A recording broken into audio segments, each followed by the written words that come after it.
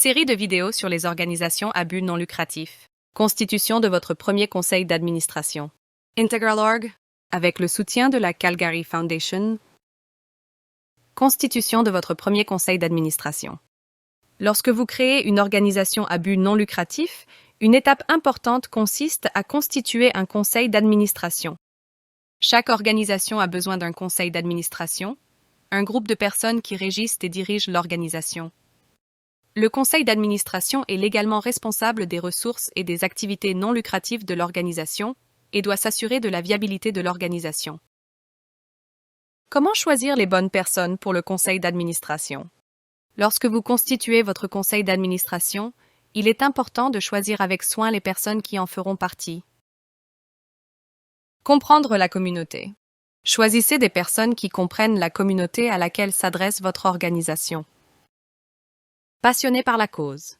Les membres du conseil d'administration doivent être passionnés par la cause et croire en la mission de l'organisation.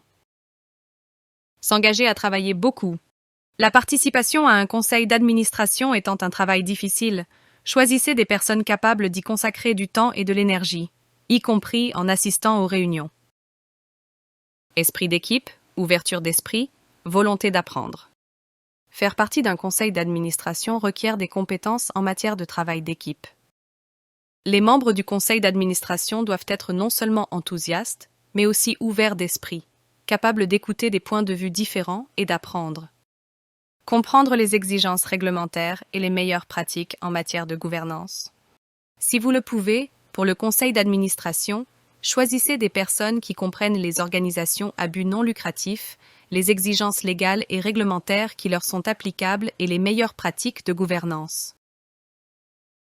Compétences et expériences à rechercher. Lorsque vous constituez un conseil d'administration, recherchez des personnes qui possèdent un éventail de compétences et d'expériences, y compris la collecte de fonds, la gestion financière, les compétences juridiques et l'expérience des organisations à but non lucratif.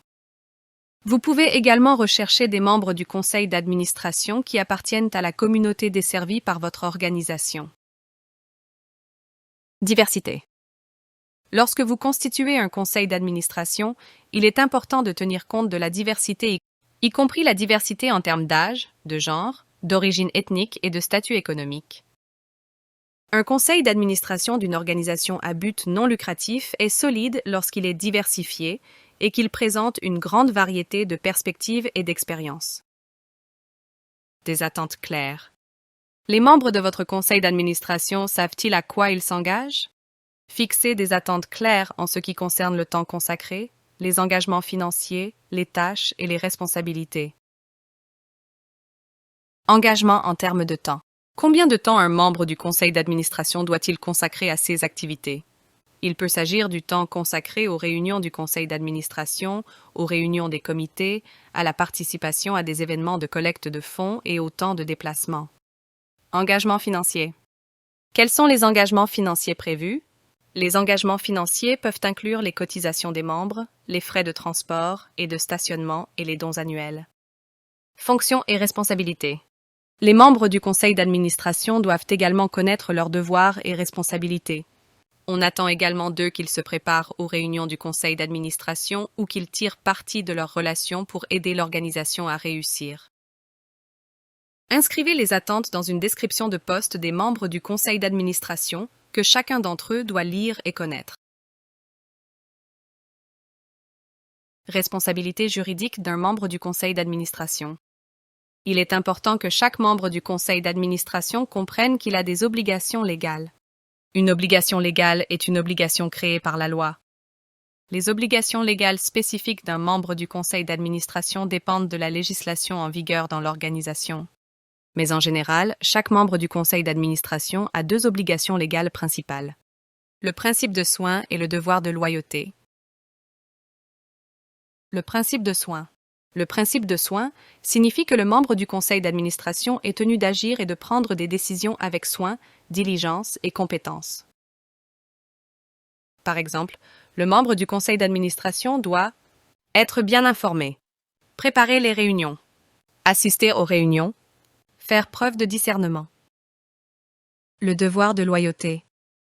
Le devoir de loyauté signifie que le membre du conseil d'administration est tenu d'agir honnêtement et de bonne foi. Par exemple, le membre du conseil d'administration doit faire passer les intérêts de l'organisation avant les siens, être conscient de tout conflit d'intérêts et en informer le conseil d'administration. Les membres du conseil d'administration sont-ils rémunérés? La question de savoir si un membre du conseil d'administration peut être rémunéré dépend de la législation en vertu de laquelle l'organisation à but non lucratif a été constituée. En règle générale, au Canada, les réglementations fiscales fédérales et les lois provinciales interdisent aux organisations à but non lucratif de rémunérer les membres du conseil d'administration. Les membres du conseil d'administration sont des bénévoles. Toutefois, les règlements et politiques de l'organisation peuvent permettre aux membres du conseil d'administration d'être remboursés de leurs dépenses. Statuts. Les statuts sont les règles fondamentales qui régissent une organisation. Les exigences relatives au contenu de vos statuts dépendent de la législation en vertu de laquelle votre organisation a été constituée. Cependant, en général, les statuts contiennent des détails sur l'adhésion, les réunions, les votes, la structure de gouvernance, la gestion et les questions financières, les procédures de modification des statuts. Politique du conseil d'administration. Les politiques du conseil d'administration établissent des normes sur la manière dont le conseil d'administration va effectuer son mandat.